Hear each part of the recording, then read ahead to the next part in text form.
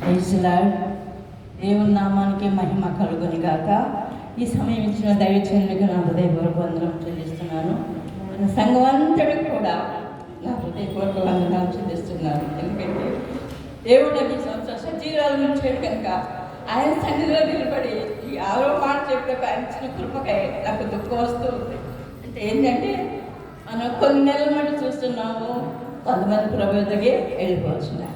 ఏమో నేను ప్రతి సంవత్సరం దేవుని సన్నిధిలో నిలబడినప్పుడు అనుకుంటాను, ప్రభా ఈ సంవత్సరం నాకు ఇచ్చావా ఏదంతా, మరొక సమయం నాకు ఉందో లేదో నాకు తెలియదు ప్రభా, నీవు ఇచ్చిన సమయానికి నీ కృతజ్ఞతలు జీవించే భాగ్యం దయచేయాలని దేవునికి ఎప్పుడు నిత్యం స్తుతిస్తూ దుఃఖిస్తూ ఉంటాను. నాకు దుఃఖం వస్తుంది.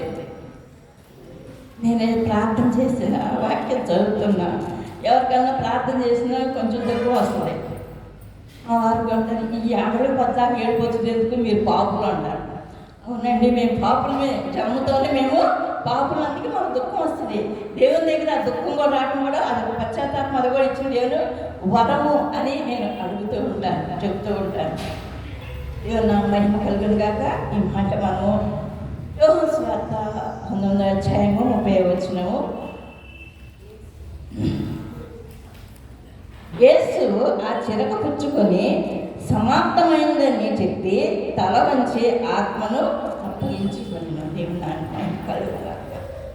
ఈ ఒక్క పదమే కానీ దీని భావము కవులు ఎంత ఈ భాష తగ్గించి ఎంత గ్రంథాలు రాయాలని ఆలోచిస్తూ ఉంటారు.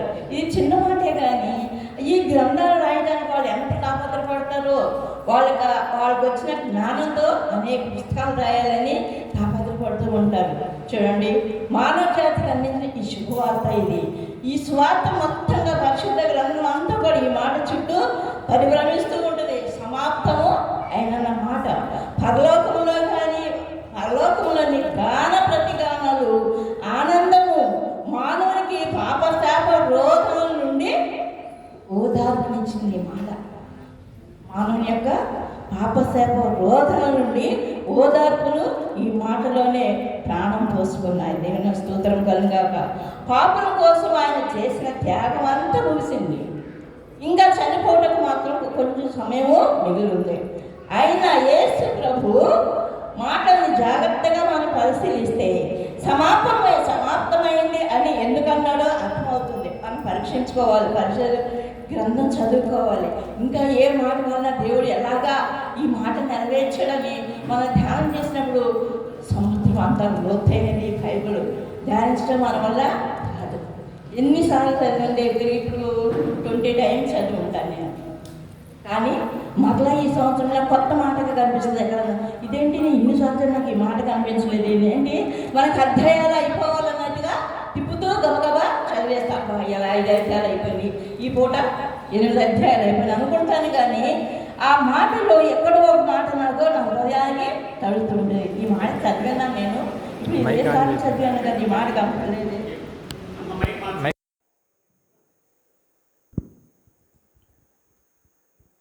కనుక దేవుని పరిశుద్ధ లేఖనం మనం ఎంతగా ధ్యానం చేస్తామో అన్ని లోతైన సత్యాలు మనము తెలుసుకుంటాము.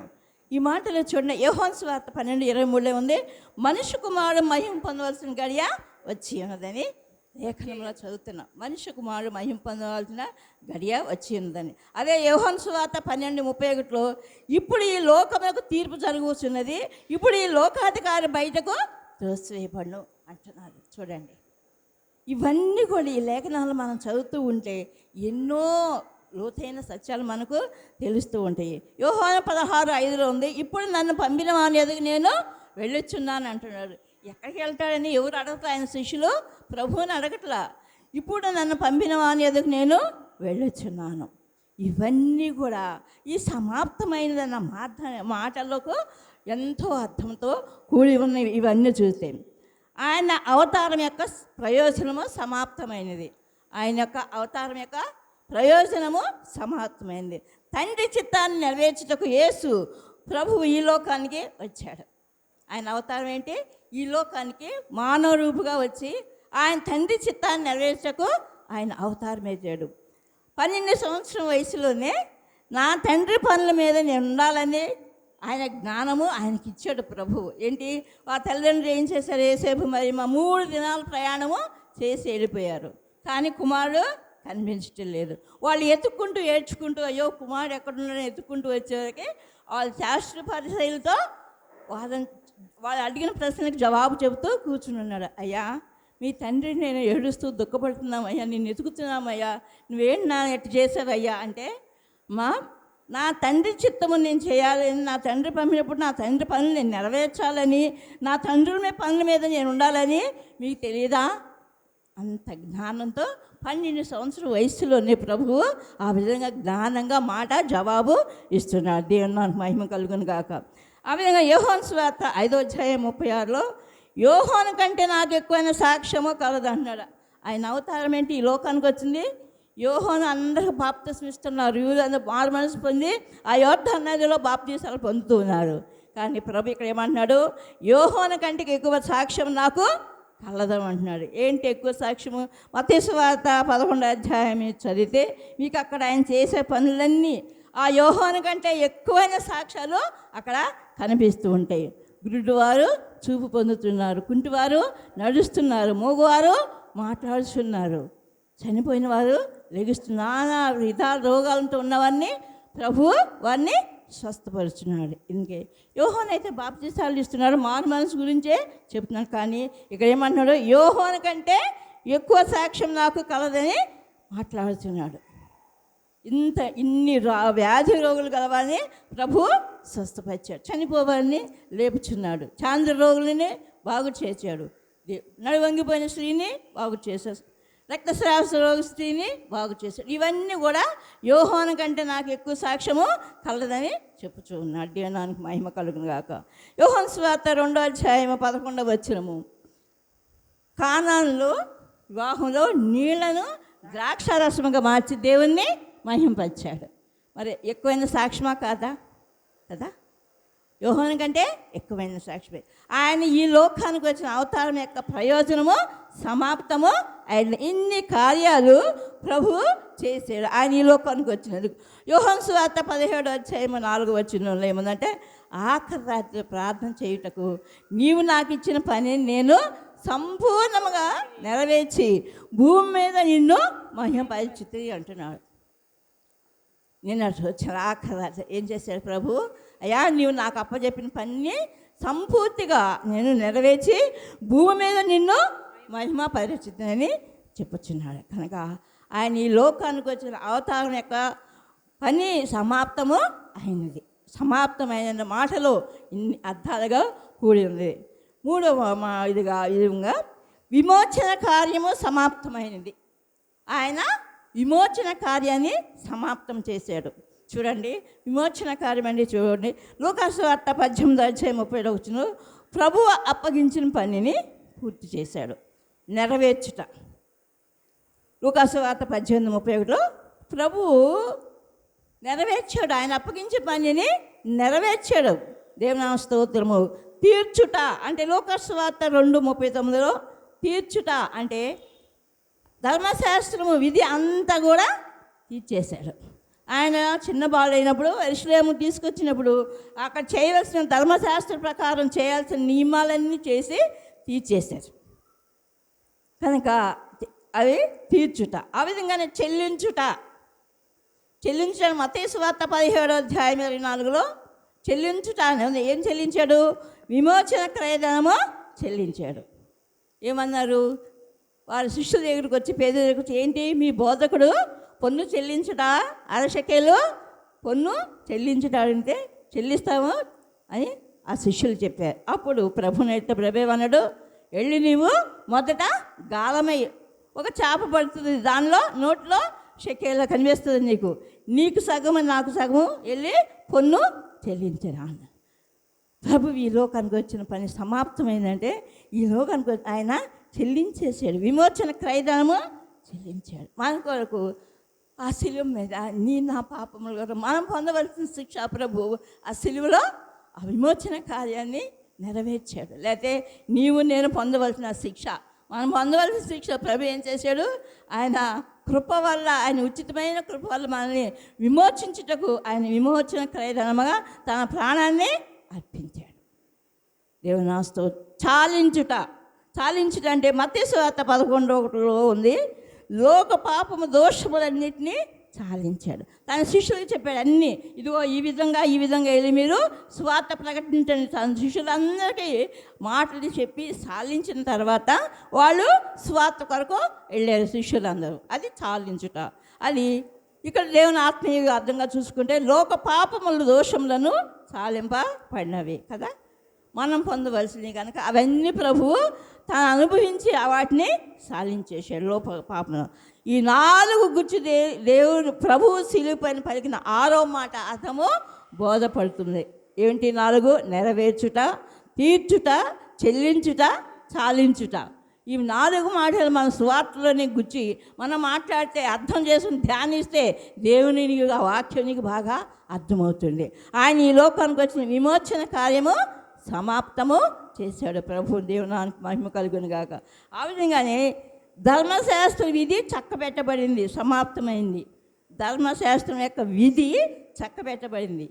చూడండి, రోమాపత్రిక 7వ అధ్యాయము 12వ వచనంలో ఉంది. యెహోవా దేవుడు తన సొంత హస్తాలతో రాసి ఇచ్చిన మోషేకి ఇచ్చిన ధర్మశాస్త్రము. ఎవరు రాసి ఇచ్చారు ఈ ధర్మశాస్త్రాన్ని? యెహోవా దేవుడే రాసిచ్చాడు. స్వయంగా ఆయన హస్తాలతో రాసి మోషేకి ఇచ్చాడు ఈ ధర్మశాస్త్రం పాటించడానికి.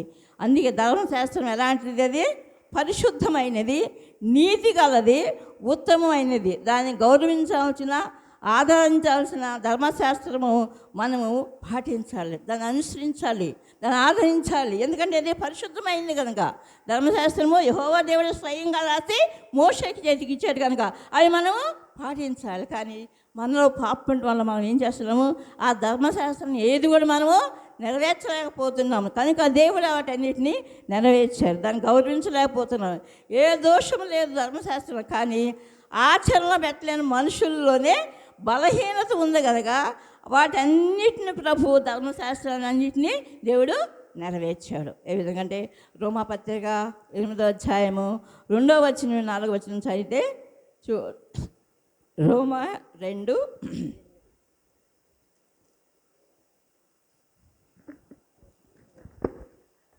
8వ అధ్యాయము 2వ వచనం నుంచి చదివి సాయం చేస్తారు ఎవరన్నా. క్రీస్తు యేసునందు జీవమిచ్చు ఆత్మ యొక్క నియమము పాపమరణముల నియమం నుండి నన్ను విడిపించెను. ఎట్లనగా ధర్మశాస్త్రము దేన్ని చేయజాలకపోయెను, దానిని దేవుడు చేసెను. శరీరమును అనుసరింపక ఆత్మను అనుసరించి నడుచుకొను మన యందు ధర్మశాస్త్ర సంబంధమైన నీతి విధి నెరవేర్చబడవలనని పాప పరిహారార్థ నిమిత్తము దేవుడు తన సొంత కుమారుని పాప శరీరాకారముతో పంపి ఆయన శరీరమందు పాపమునకు శిక్ష విధించెను. చాలా ధర్మశాస్త్రం ఏదైతే చేయలేకపోయామో దాన్ని దేవుడు చేశాడు. ఎలాగా? ఆయన మానవ రూపంగా పాప శరీరకారంగా జన్మించి ఆ పాప శరీరకారంతో జన్మించిన ప్రభువు ఆయన శరీరం మీదతో తన శిక్షను అనుభవించాడు. దేవుని నామమునకు మహిమ కలుగునుగా. కనుక ఈ మనుషుల బలహీనత వల్ల మనం ఈ ధర్మశాస్త్రాన్ని అనుసరింపబోతున్నందుకు, ఆ ధర్మశాస్త్రం చేయజాలపోయినందుకు దేవుడే చేసి ముగించాడు. మత్తయి సువార్త 5వ అధ్యాయం 17వ వచనంలో ఏముందంటే, ధర్మశాస్త్రమైనను ప్రవక్తల వచనమైన నేను కొట్టివేయుటకు రాలేదు, కానీ వాటిని నెరవేర్చడానికి నేను ఈ లోకానికి వచ్చాను అన్నాడు. ఏమంటున్నాడు? ధర్మశాస్త్రమని కానీ ప్రవక్తల వచనమునైనా కానీ నేను కొట్టివేయటకు రాలా, వాటన్నిటి నెరవేర్చడానికి ఈ లోకానికి వచ్చానని చెప్తున్నాడు. ధర్మశాస్త్రం విధి అంతను ఆయన చక్కబెట్టబడి సమాప్తం చేశాడు. దేవుడు నాకు మహిమ కలుగాక. గలతీ పత్రిక 3వ అధ్యాయము 13వ వచనంలో మనం ఒకసారి చదువుదాం. 13, 14 గలతీ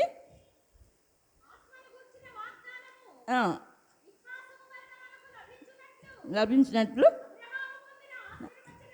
ఆశీర్వచనం ద్వారా అన్యజనుల కలుగుటకై క్రీస్తు మన కోసము శాపమై మనలను ధర్మశాస్త్రం యొక్క శాపము నుండి విమోచించెను. ఇంటిని గురించి రాని మీద వ్రేలాడిన ప్రతి వాడును శాపగ్రస్తుడు అని రాయబడిన చాలు. చూడండి, ఈ శాపమయ్య మనం భరించాలి. ఆ మ్రాన్ మీద మనం వేలాడవలసి ఉన్నది. కానీ ప్రభు ఏం చేశాడు? మన శాపాన్ని, ఆ ధర్మశాస్త్ర యొక్క శాపాన్ని మనల్ని విమోచించి ఆ మ్రాన్ మీద ప్రభు వేలాడు. లేకపోతే నీవు నేను ఉండాల్సింది, ఆ స్థానంలో మనం ఉండాల్సిందే. మన పాపను గుర్తు చేసుకుంటే దేవుడు ఎంత ఉచితమైన కృప మనకి ఇచ్చాడు. ఆ శాప విమోచనాన్ని ప్రభు సమాప్తపరిచాడు. ఆ విధంగానే మనము ఇక ధర్మశాస్త్రాన్ని కాదు, మనం లోనేని వారం కాము. ఎందుకంటే ఆయన తీర్చేశాడు. ఆ ధర్మశాస్త్రం యొక్క విధిని ఆయన నెరవేర్చాడు. కనుక మనము దేవుని కృపకే కానీ ధర్మశాస్త్రం మనము లోనైన వారము కాము. ఆయన మ్రాన్ మీద రేలాడి మరి ఆ ప్రభుత్వం చేయకుండా దేవా కాదు, కనుక పాపం నుండి మనల్ని విమోచించి ధర్మశాస్త్రంలోనైన వారంగా ఉండక కృపకి, దేవుడు ఇచ్చిన ఉచితమైన కృపకు మనల్ని ధన్యులుగా చేశాడు. దేవుని నాన్న మహిమ కలుగును గాక. ఆయన వచ్చిన అవతారం సమాప్తమైనది. ధర్మశాస్త్ర విధి యొక్క విధి చక్కబెట్టబడింది, అది సమాప్తమైనది. పోతే 5వది మాట, అంటే నేను వచ్చినాడు అలా రాసుకున్న 1, 2, 3 నెంబర్లు రాసుకున్నాను. సైతాను శక్తి అంతమైపోయింది.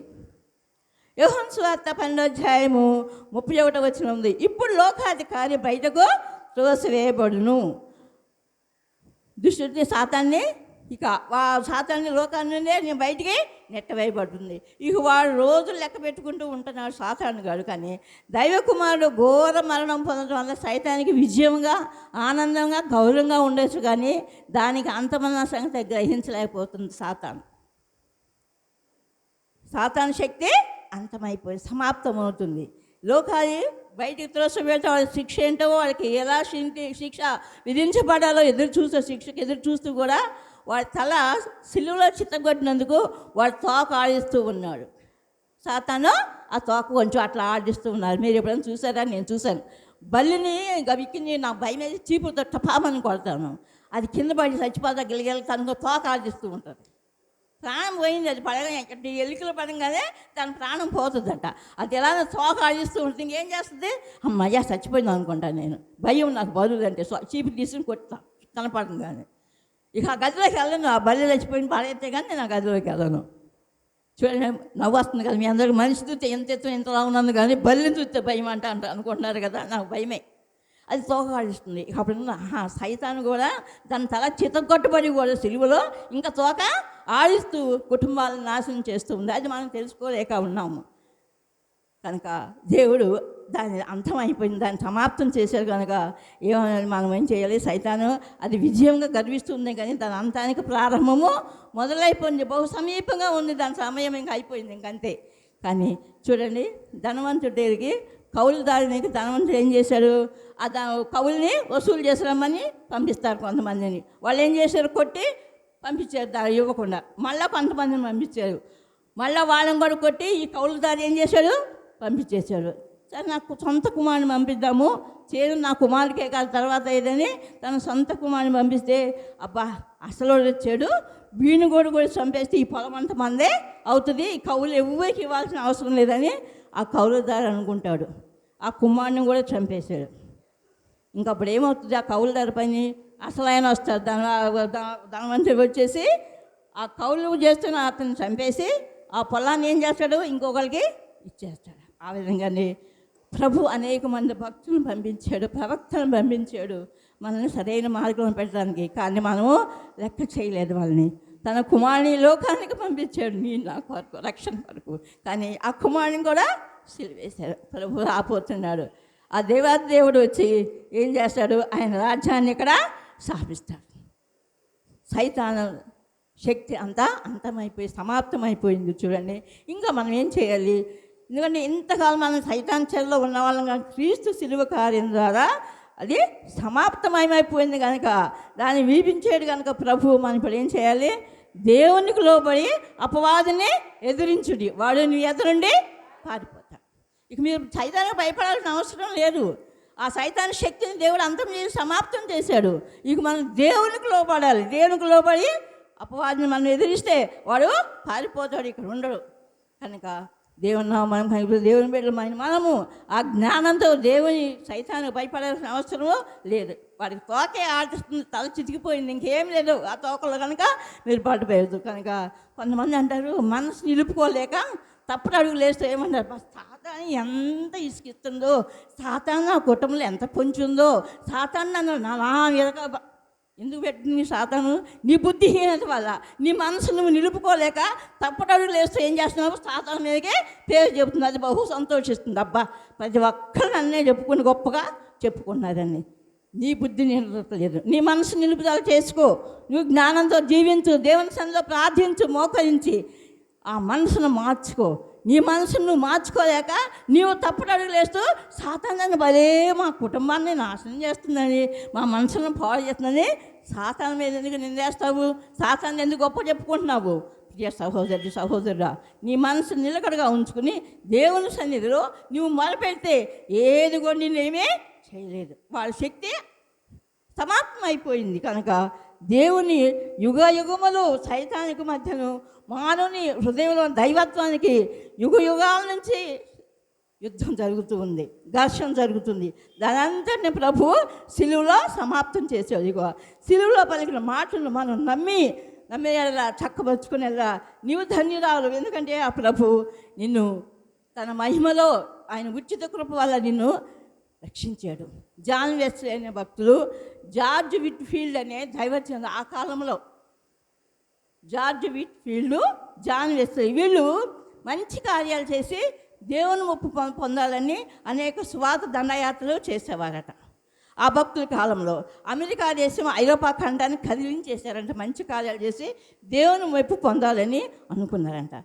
ఆ అభిప్రాయం ఉండేది. కానీ ఈ భక్తులు చేసిన మేలుకొలుపు ద్వారా దేవుని ఉచితమైన కృప వల్ల మనకి రక్షణ లభిస్తుందన్న స్పృహ మనుషుల్లోకి వచ్చింది ఆ కాలం భక్తులు చేసిన పనులకి.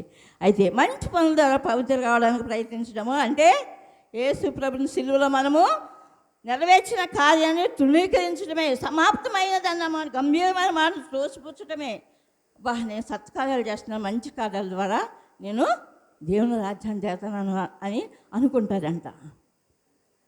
ఇప్పుడు దేవుని సంఘానికి ఆ భక్తున్న కాలంలో ఆ అంతర్జాతీయ ఉద్యమం ద్వారా బోధ వాళ్ళకి ప్రకటించాలని ఆదివారం రాకుండా ఎప్పుడో పండక్కి శ్రమల దినాలు ఎప్పుడో 4 సార్లు అడ్వెంట్ చేసుకొచ్చి 4 సార్లు ప్రార్థనకు వచ్చి అబ్బా మేము దేవుని సన్నిధికి వెళ్ళొస్తున్నామని ఆనందపడేవారంట. ఈ దైవజనులు అంట వాళ్ళ గృహాలకు వెళ్ళి సాయంత్రం వేళ వెళ్ళి వాళ్ళకి బోధ చేసేవాళ్ళంట. ఆ మాట చెప్పి కూర్చుని, అంటే గృహాలకు వెళ్ళి సాయంత్రం పూట ఆయన గమనిస్తున్నారు కదా, అడ్వెంట్ చేసి 4 రోజులు శ్రమల దినాలకి 4 రోజులు వచ్చి మేము దేవుని సన్నిధికి వెళ్తామని సంతోషపడేవాళ్ళంట. ఈ దైవజనులు వాళ్ళ గృహాలకు వెళ్ళి వాళ్ళకి కనిపి కలిగేటట్టుగా మాట్లాడటానికి, దేవుని గురించి చెప్పడానికి వెళ్ళేవాళ్ళట. 4 కలిసి వెళ్ళి ఆ మాట చెప్పి కూర్చుని చివరికి అనేవాళ్ళ, అవును నువ్వు ఇప్పుడు చనిపోయావనుకో బ్రదరు, నువ్వు చనిపోగా నీ ఆత్మ పరలోకి వెళ్తాను, దేవుడు నీకు ఎదురొచ్చి అయ్యా నిన్నెందుకు నేను పరలోకం తీసుకెళ్ళాలి, అయ్యా నువ్వేం చేసావని నా కోసం అని అడిగితే దగ్గి గొంతు సవరించుకుని వాళ్ళు చెప్తారంట ఆ గృహాల్లో వాళ్ళ మాటలు. ఏముందండి, చిన్నప్పుడు మా అమ్మ పావలా ఇచ్చేది, దేవుని సన్నిధికి కాన్కేసేవాళ్ళం సండే స్కూల్లో. యవనస్తులుగా ఉన్నప్పుడు యూత్ మీటింగ్కి వెళ్ళేవాళ్ళము, అన్ని పాస్టర్ గారు చెప్పిన కార్య పనులన్నీ చేసేవాళ్ళము. కొంచెం పెద్ద వయసు వచ్చినాక పెళ్లి చేశారు. పెళ్లి చేయకముందు మా భార్యని ఎప్పుడు నేను దుఃఖపెట్టలేదు, కష్టపెట్టలేదు. పెళ్లి కాకముందు భార్య ఎవరు తెలుసా, నువ్వు దుఃఖపెట్టలేదు, బాధ పెట్టలేదు అని చెప్పడానికి అది బుద్ధిహీనమైన జవాబా ఏంటి చెప్పండి. పెళ్లి కాకముందు భార్యని మేము ఎప్పుడూ కష్టపెట్టలేదు. పెళ్ళైనా మా బిడ్డల్ని సరి అయిన తండ్రిగా మేము పెంచుతున్నాము, మంచి చదువులు చదివిస్తున్నామయ్యా. చర్చిలో పాస్ గారు పలహారం పంచమంటారు, చందా పట్టమంటారు, కొన్ని కార్యక్రమాలు ఏమిస్తే మేము భలే హుషారుగా చేస్తామయ్యా, చాలా క్రమ తప్పకుండా పలహారము మంచిగా పంచుతామయ్యా అని చెప్తారట. ఆ జార్జ్ విట్ఫీల్డ్ గారికంట ఆ మాటలుగా కోపం మండిపోయిందంట. ఆ కోపం పంచుకోవటానికి ఏడ్ చేసేవాడట. వాళ్ళు చెప్పే ప్రశ్నల జవాబులకి ఆయనకు బహు దుఃఖం వచ్చేదంట. కనుక మన సత్కార్యాల ద్వారా పరలోక రాజ్యం మనం చేరము. ఇకనైనను దయచేసి నా బ్రదర్స్కి సిస్టర్స్ చెబుతుంది, ఇంకా ఎవరు రక్షణ పొందలేదా, మారు మనసు పొందకుండా బల్లా రాదని చేసేటప్పుడు బయటికి వెళ్ళే జనాలను చూసి నేను ఏడుస్తాను. మీరు గమనిస్తారు లేదు, నాకు చాలా దుఃఖం వస్తుంది. ప్రభు ఇంత వయసు వచ్చినా కూడా వీళ్ళు ఇంకా బలారాధన చేయలేకపోతున్నారంటే ఏంటి ప్రభు, ఎప్పుడు పిలుస్తావో తెలియదు. నాకు ఎవరో కాదు సాక్ష్యం, నా యజమానుడే నాకు సాక్ష్యం. ఇప్పుడు బాధపడుతూ ఉంటాను. ఏంటండి ఇన్ని ఉద్యోగం మానేశారు, 11 సంవత్సరాలు బ్యాంక్ మేనేజర్గా రిజైన్ చేశారు, చేసి రోగం తెచ్చుకున్నా. కనీసం బలారాధన చేయండి, దేవుని బలలో పాలు పొందంటే ఈ సంవత్సరం ఈ నెల అన్నారు. చివరికి అన్నారు వచ్చే నెల ఏఎల్సీ నా పేరు వస్తుంది, సంఘ పెద్దగా నేను రత్నరాజు సంఘ పెద్దలమే మా పేరు వద్దు చూడు, ఇక అప్పటి నుంచి దేవుడి పనుల కార్యక్రమాలు విరామం లేకుండా పనిచేస్తాను అన్నారు. అవి సత్కార్యాలకి అంటే పరలోకం వెళ్ళిపోతారంట. అయ్యా ఆ సత్కార్యాల కంటే నువ్వు ఇసుకతో తాడు చేసుకుని చంద్రమండలానికి వెళ్ళిరా ఆయన, ఇంకా అసలు ఈజీగా ఉంటుంది నీకు అని చెప్పాను. నువ్వు భలే చెబుతావు చెవుల మాటలు అంటారు. ఈ సత్కార్యాలు చేసి నువ్వు పరలోకి వెళ్తానని నాకు చెప్తున్నావు, ఇసుకతో తాడు చేసుకుని చంద్రమండలానికి వెళ్ళేది చాలా సంతోషిస్తాను. అయ్యా ఎటు ఎరుసలేం పంపించాను కదా, ఈ చంద్రమండలం కూడా వెళ్ళిరామని అన్నాను. కానీ ఆ మాట అన్న నెల రోజులకే ప్రభు ఆయన్ని పిలుచుకున్నారు. కనుక మీకు ఇప్పుడున్న బిడ్డలకి దేవుడు సమయం ఇచ్చాడు. ఇంకా మీరు బలలో పాలు పొందకుండా, రక్షణ పొందకుండా, మారు మనసు పొందకుండా ఏదో కార్యక్రమాలు సత్కార్యాలు చేస్తున్నామంటే దేవుని రాజ్యాన్ని మనం వారసులము కాలేము. దేవుడు మన కొరకు చేసిన ఈ సమస్త కార్యాలు సమర్థపరిచాడు కనుక, సమాప్తం చేశాడు కనుక నువ్వు చేయాల్సిన కార్యం ఇంకేది లేదు. నీ హృదయాన్ని కృతజ్ఞతతో విశ్వాసంతో దేవునికి అప్పచెప్పి దేవుని రాజ్యానికి వారసులకు సిద్ధపడము. దేవుడి మాటలు దీవించు.